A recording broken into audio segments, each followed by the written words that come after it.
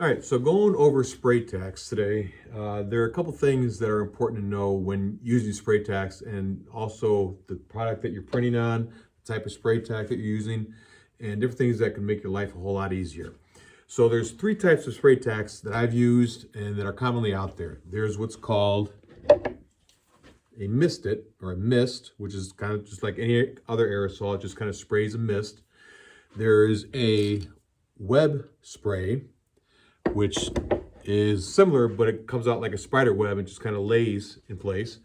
And then there's a liquid or a roll-on that you could use. All three have their pros and cons. Here at Think Inc., and what I'm used to using, and even though I've tried the others, I refer back to the web spray. And for me, the misting spray, the nice thing about it is when you spray it, it's very even and it's a very light spray. The problem with the mist version is that it drifts. And if you got an automatic machine, you don't want the spray tack to drift into anything that's greased or anything else that would cause a problem with the press. Not only that, the mist has the tendency to drift and gets on the hair of your arms. If you're wearing shorts, the hair in your legs. So it's not a comfortable spray tack to use for me. The roll-on, the liquid version, I've had multiple companies try to sell me on it. I've tried them. I've never gotten them to work in my shop.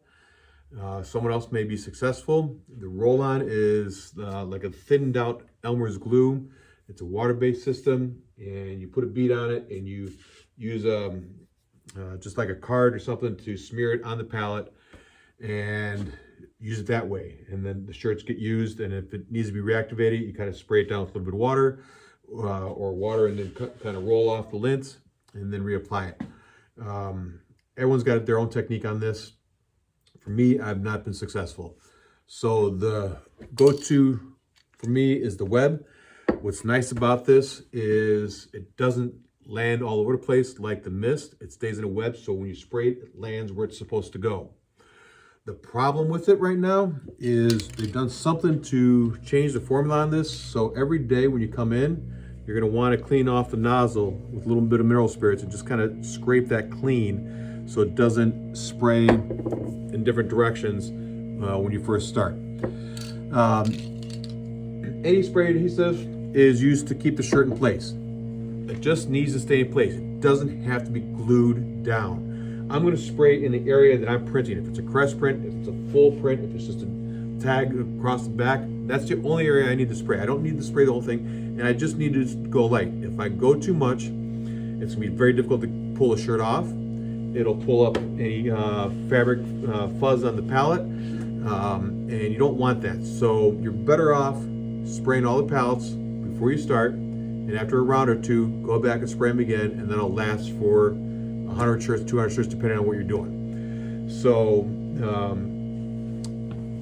using this, you shake it up. I usually spray it a little bit on the side just to make sure it's coming out properly, that it's not spraying all over the place. And all I'm going to do is do a quick, 3 blasts that cover a full print, and that's all I'm doing. I'm not spraying all over the place. I've seen people just almost like douse the pallet, and that's a bad habit. You're going to have problems getting the shirt off and other things with the pallet coming up underneath it.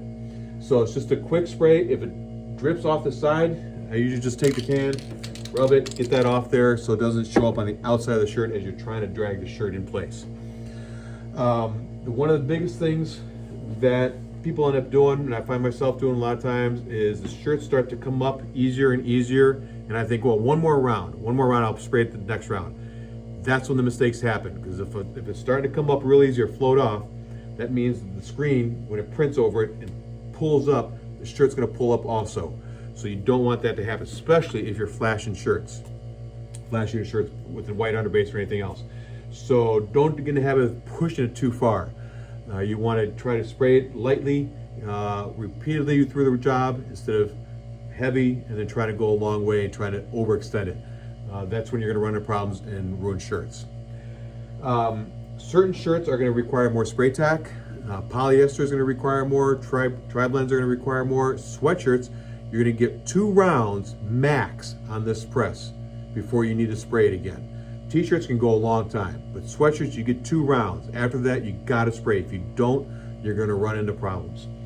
When the pallets get hot and you've been running several hundred shirts, the spray tack doesn't adhere as well. So a lot of times it's good practice to step back, let the pallets cool down so the spray tack does its job a little bit easier. Let's see, what else? That's probably about it. Be careful how much you spray on there, get it on target. These pallets have been used, has not been cleaned in probably at least a year, maybe a year and a half. It does build up after a while. That'll be another video on how that's cleaned.